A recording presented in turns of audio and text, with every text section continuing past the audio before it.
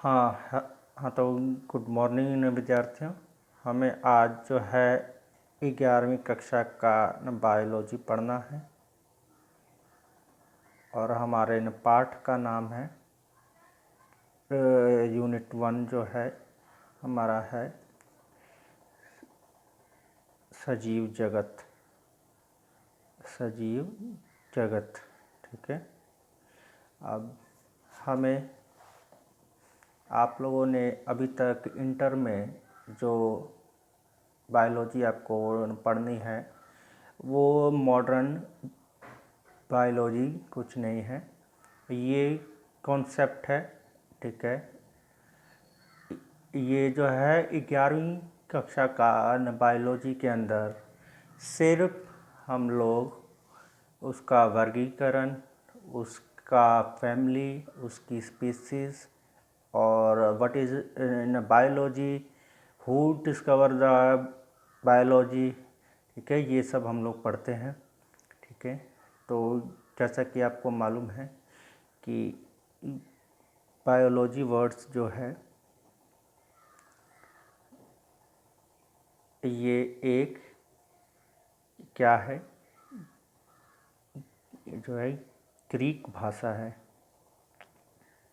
लेकिन ये दो शब्दों से मिलकर अपना बना है। एक है बायोस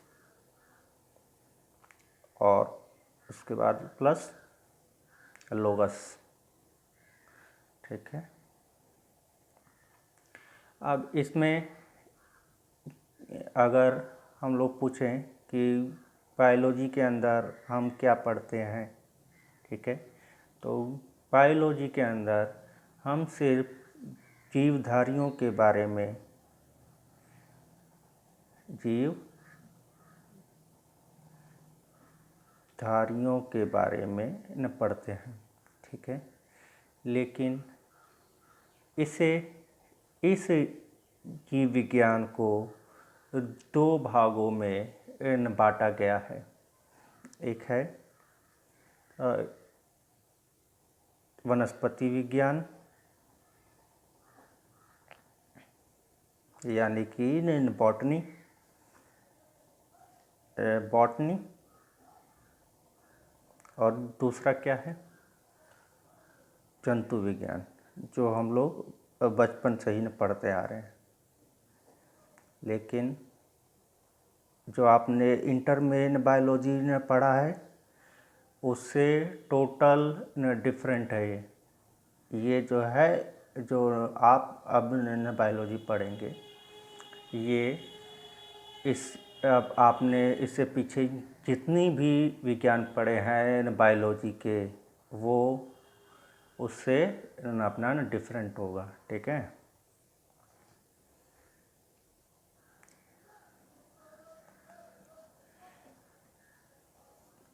फर्स्टली आप लोगों को एक चीज़ बता देता हूँ कि विज्ञान कोई मुश्किल विषय कुछ नहीं है, लेकिन विज्ञान सिर्फ आप तभी पढ़ सकते हैं जब आप उसकी बारीकी को अपना समझेंगे, उसमें बारीक चीज़ें वो क्या क्या चीज़ हैं, ठीक है। तो हम लोग अपने विषय पे आते हैं। तो अब आते हैं कि सजीवों के लक्षण। अगर कोई वस्तु जीवित है तो उसके लक्षण, कैरेक्टरिस्टिक, वो क्या होंगे, ठीक है। पहला तो उसके अंदर कोशिकीय संगठन होना चाहिए।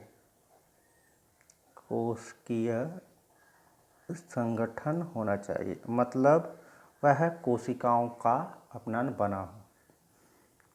दूसरा क्या हो सकता है, हाँ, इसमें एक और जोड़ देता हूँ कि कोशिकीय संगठन मतलब बहुकोशिकीय भी जो है हो सकता है, और एक कोशिकीय भी हो सकता है। ठीक है, एक कोशिकीय भी हो सकता है। उसके बाद हमारा जो दूसरा है वो क्या है, आकृति यानी शेप। किसी भी जीवित वस्तु की आकृति होती है।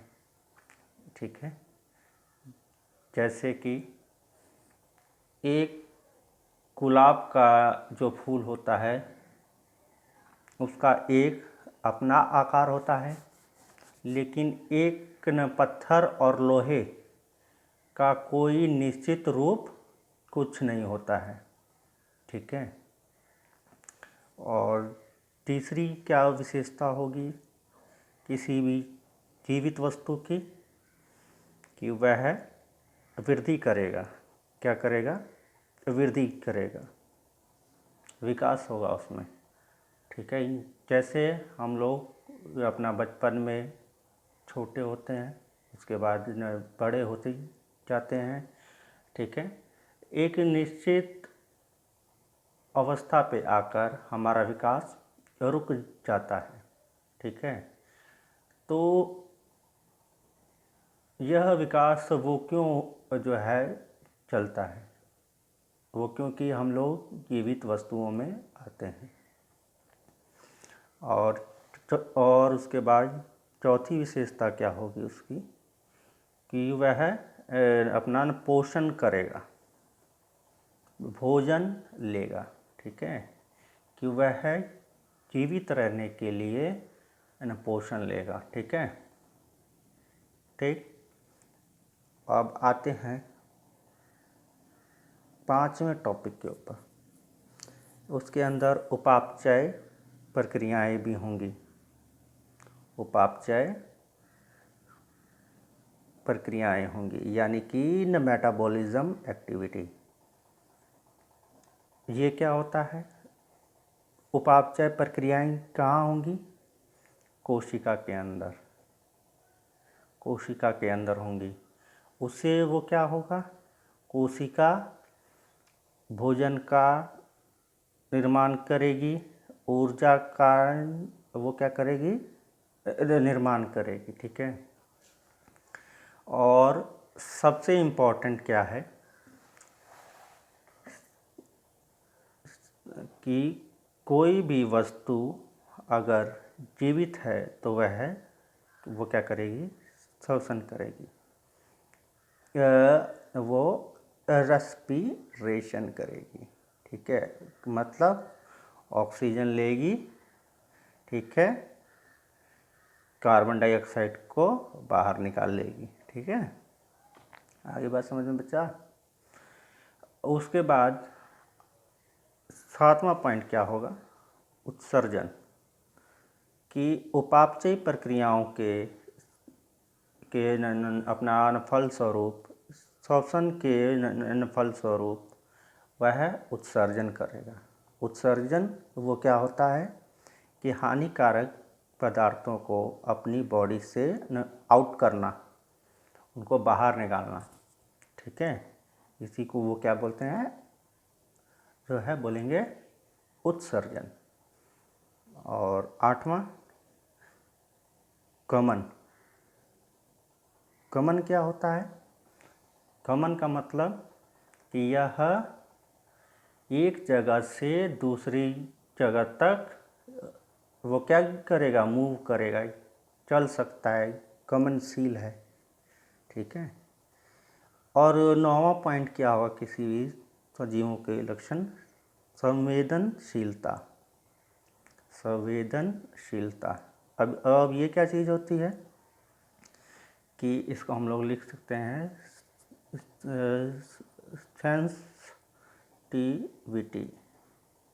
सेंसिटिविटी, संवेदनशीलता, कि किसी भी वस्तु का मतलब वो क्या होगा, उसको न फीलिंग होगा, एहसास होगा।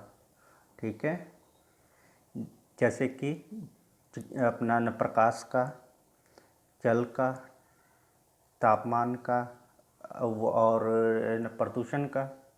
ठीक है, और इसके बाद क्या है, उसके बाद है जनन।